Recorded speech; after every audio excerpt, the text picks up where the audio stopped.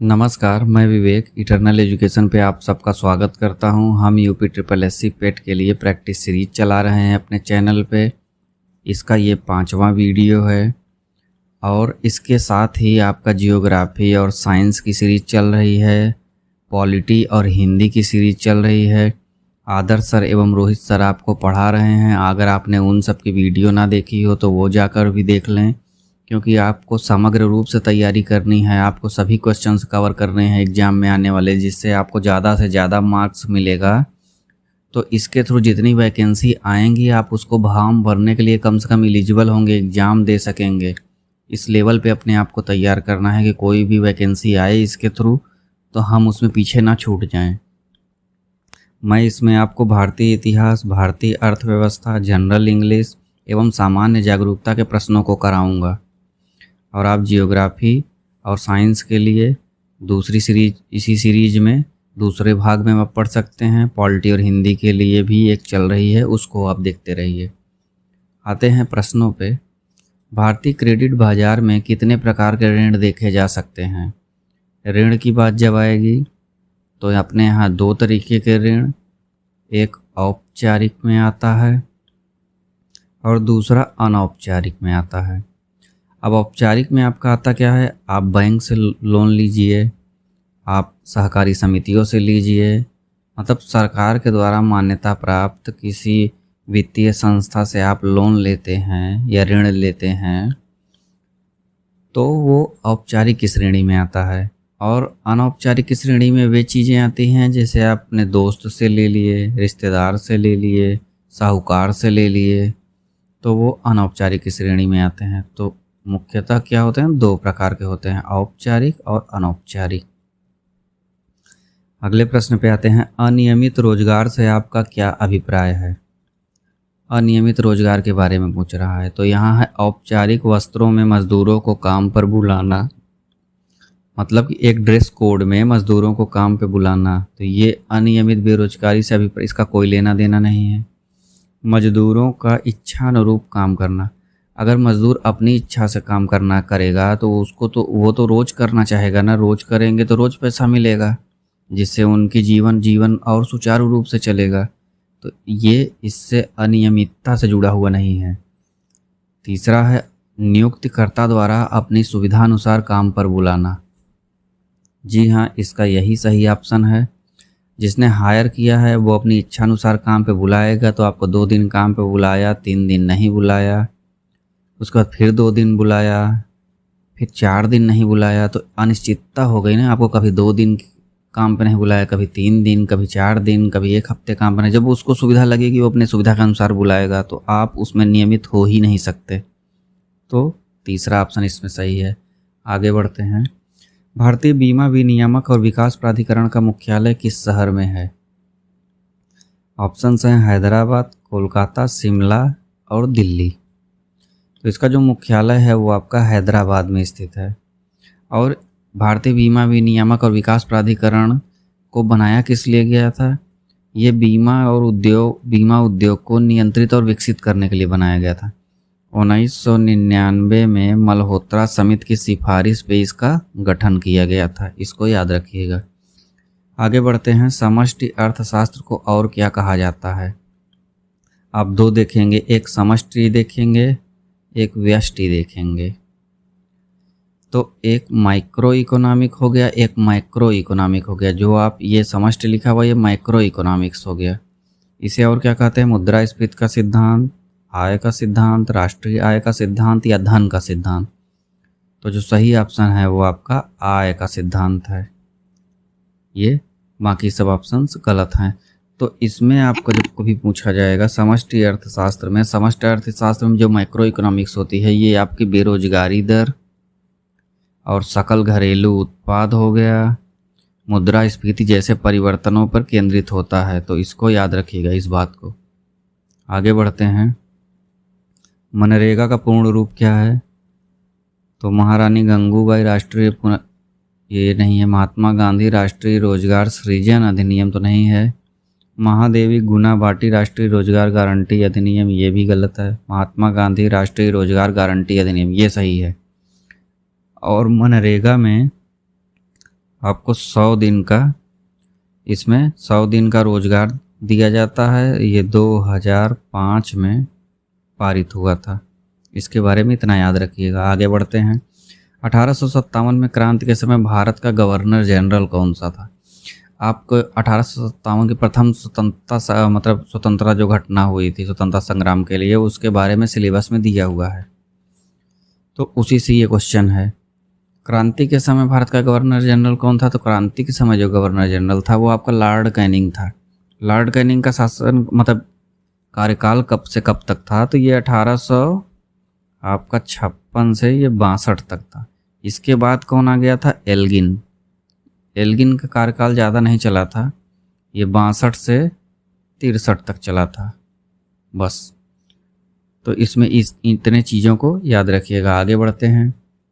शिवाजी की माता का नाम क्या था? ऑप्शंस हैं तुकाबाई मोहिते, साईबाई निम्बालकर, ताराबाई या जीजाबाई।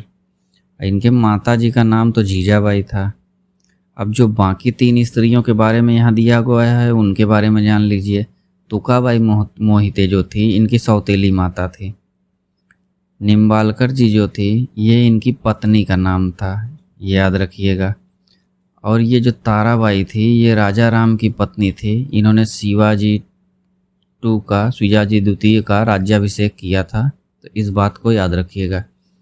आगे बढ़ते हैं। गुर्जर प्रतिहार वंश का संस्थापक कौन था?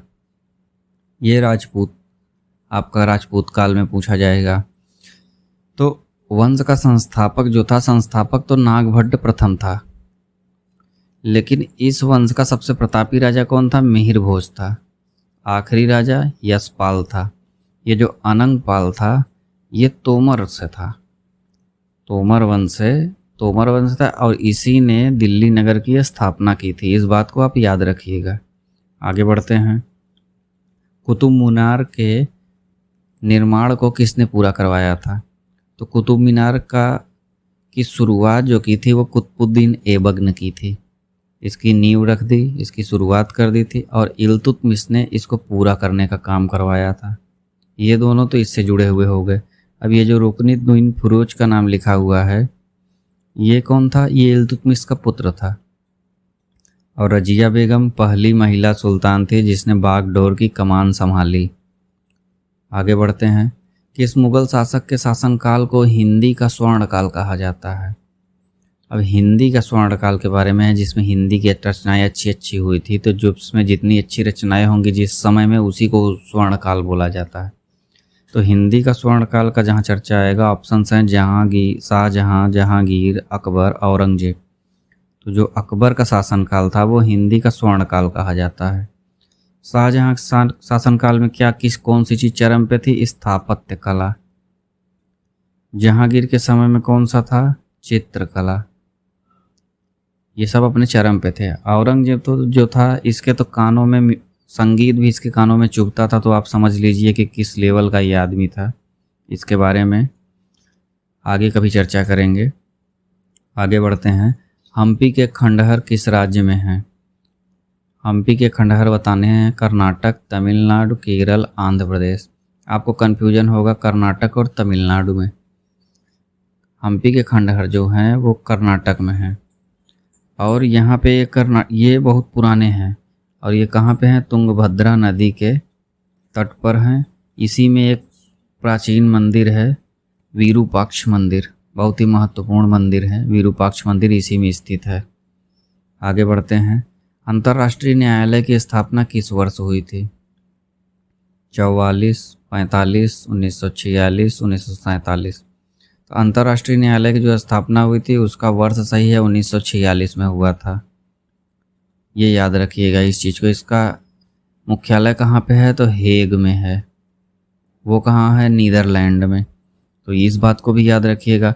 और इससे जुड़े हुए आप चीज़ें याद रखे चाहते हैं तो जो इसका संविधान लिखा गया है उसमें 5 अध्याय हैं, 70 अनुच्छेद हैं। इसमें 15 न्यायाधीश होते हैं जिनका कार्यकाल 9 वर्ष का होता है। तो ये चीज़ें जो मुख्य हैं इनको आप याद रखिएगा। काम इसमें कौन सी भाषा में होता है? इंग्लिश में होता है और फ्रेंच में होता है। तो ये चीज़ें आप इसको याद रखेंगे। अगले प्रश्न पे आते हैं। पेट्रोलियम उत्पादक देश जो हैं उनका संगठन एक है ओपेक। इसका मुख्यालय कहाँ पर स्थित है? तो इसका मुख्यालय जेद्दा में है कि अल अजीजिया में है या वियना में है या लुसाने में है? तो ये कहाँ पे है? ये वियना में है। अब ये ओपेक के बारे में जान लीजिए। ये बगदाद से शुरू हुआ था, इस बात को आप याद रखिएगा। बगदाद कहाँ पे है? इराक में। इसमें 13 सदस्य हैं। अभी 2018 में कतर इनके ग्रुप से एग्जिट कर गया। इस बात को आप याद रखिएगा, इतनी प्रमुख बातें हैं। और इस ओपेक में वेनेजुएला भी हैं, साउथ अमेरिका के भी देश हैं वेनेजुएला। सबसे ज़्यादा ज्ञात रिजर्व जो है वो वेनेजुएला के पास ही है, लेकिन इनके पास संसाधन की कमी होने से ये सबसे बड़े उत्पादक नहीं हैं। आगे बढ़ते हैं। शहीद दिवस कब मनाया जाता है? तो 23 मार्च, 22 मार्च, 21 मार्च या 20 मार्च? तो हम सब भारतीय होने के नाते हमको ये तारीख बिल्कुल नहीं भूलनी चाहिए, 23 मार्च की।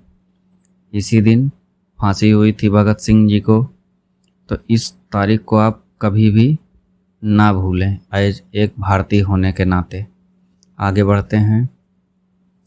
भारतीय पर्यटन स्थल मदन महल किस राज्य में स्थित है? मदन महल की बात हो रही है। जैसे ही महल के बारे में पढ़ते हैं ज़्यादातर तो राजस्थान का नाम सबसे सामने आता है, इसका विचार सबसे सामने आता है जल्दी। लेकिन इस प्रश्न का सही उत्तर है मध्य प्रदेश। मध्य प्रदेश में कहाँ? जबलपुर में। जबलपुर में मध्य प्रदेश में इनका है। और ये राजा मदन शाह का महल है, 11वीं शताब्दी का है ये। इतना फैक्ट इसके बारे में याद रखिएगा। आगे बढ़ते हैं। भारत पेट्रोलियम संस्थान कहाँ पर स्थित है?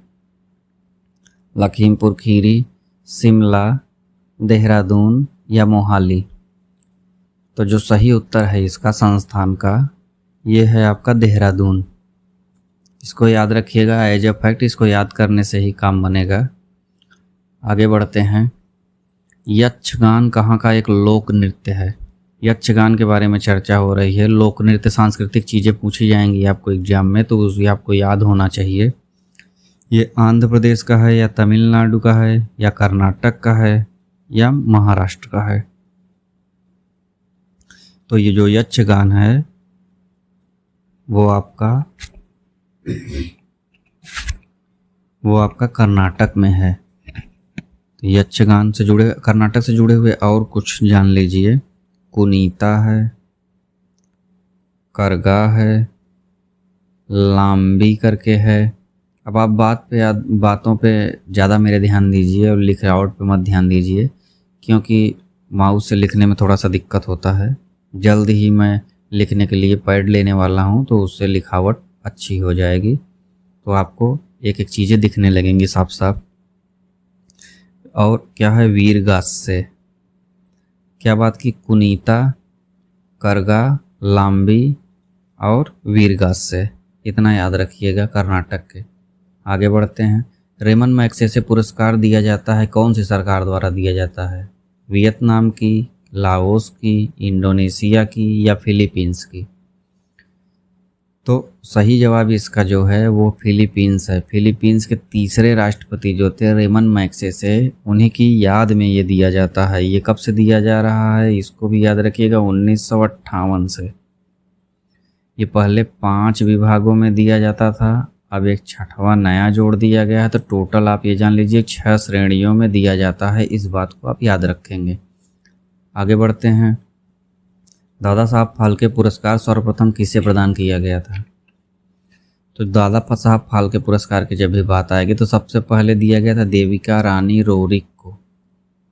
उसके बाद ये दूसरे नंबर पे थे पृथ्वीराज कपूर, तीसरे शख्स सुलोचना रूबी नायर और चौथी शख्स धीरेन गांगुली।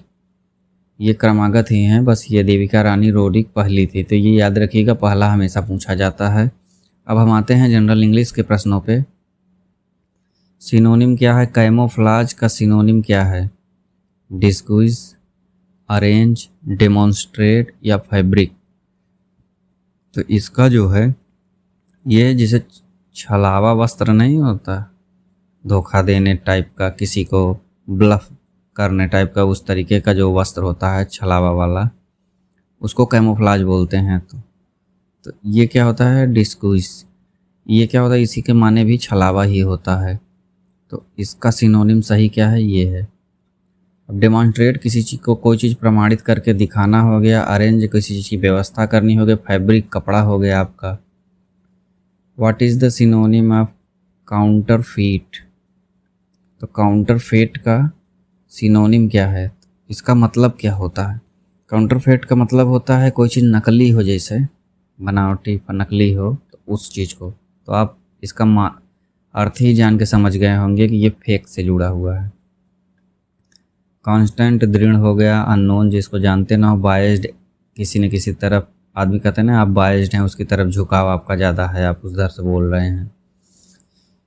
अगले सिनोनिम पे आते हैं इसके, एमुलेट।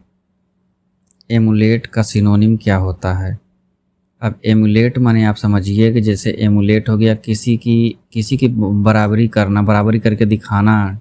जैसे कर हो गया किसी को इमिटेट करना हो गया, इमिटेट, किसी की तरह बनना को जो होता है वो इमिटेट होता है। नेग्लेक्ट हो गया, रिजेक्ट अलग हो गया। एको मतलब जो आपकी प्रतिध्वनि सुनाई देती है वो एको है। What is the antonym word of agony. क्या लिखा हुआ है, एगोनी। एकास्टेसी मतलब होता है परम आनंद। ब्लिस्टर जो होता है आपका, ब्लिस्टर का मतलब होता है जैसे छाला पड़ा हो या फफोला जो पड़ जाता है, उसको क्या कहते हैं, ब्लिस्टर। लाफ्टर हंसी हो गया, और प्लेजर आनंद हो गया। तो ये एगोनी का क्या है, प्लेजर, आराम, बिना आराम का। आगे बढ़ते हैं, एंटोनिम ऑफ सबलाइम। सबलाइम का एंटोनिम पूछा गया है। तो सबलाइम का एंटोनिम क्या होता है आपका। अब देखिए इसका मीन का मतलब होता है तुच्छ। सबलाइम जो होता है इसका मतलब आप समझ लीजिए ये उत्कृष्ट होता है, अच्छी, उत्कृष्ट। ये क्या हो गया, तुच्छ, मीन, तुच्छ। हिलेरियस, बहुत ही अच्छा। अब ये ल्यूडिक्रॉस, ल्यूडिक्रॉस माने ऊट पटांग चीज़ें, ऊट पटांग जो होती हैं वो होती हैं। अब एम्यूजिंग, एम्यूजिंग क्या हो गया, विनोदी हो गया या दिलचस्प चीज़ें हो गई। तो जो दिलचस्प चीज़ें हैं वो एम्यूजिंग से जुड़ी होती है। तो सबलाइम का क्या हो गया, उत्कृष्ट का तुच्छ चीज़ें हो गई। तो ये आपका आज का वीडियो यहीं पे समाप्त होता है। अब मिलते हैं अगले इसके भाग में, और आप तब तक जियोग्राफी भी पढ़ते रहिए, साइंस भी पढ़ते रहिए, पॉलिटी पढ़िए, आप भारतीय स्वतंत्रता आंदोलन के बारे में पढ़िए और हिंदी के बारे में पढ़िए। हमारे चैनल पे ये पूरी सुविधाएं आपको फ्री ऑफ कॉस्ट दी जा रही हैं, तो उसका आप लाभ उठाइए। आप कोचिंग ज्वाइन करेंगे उसमें हज़ारों रुपए देंगे, उससे अच्छा है आप फ्री में पढ़िए और अपने कन्वीनियंस पे पढ़िए। जब मन हो आपका तब पढ़िए, जितनी बार मन हो उतनी बार देखिए। ये सब सुविधाएं आपको मिलेंगी, वो भी फ्री ऑफ कॉस्ट मिल रही हैं और ऐसे ही मिलती रहेंगी। ऐसा कुछ नहीं है कि आपको किसी ऐप की ओर ले जाना है मोड़ के, या कोर्स बेचने का लक्ष्य है, ऐसा कुछ नहीं है। आपको निःशुल्क शिक्षा मिलती रहेगी, बस आप तैयारी करते रहिए। बस हम इतना ही चाहते हैं कि आप अपना साथ बनाए रखें, और अगर आपको अच्छा लगता है तो लाइक करते रहें और लोगों को भी इसके बारे में बताएं। धन्यवाद।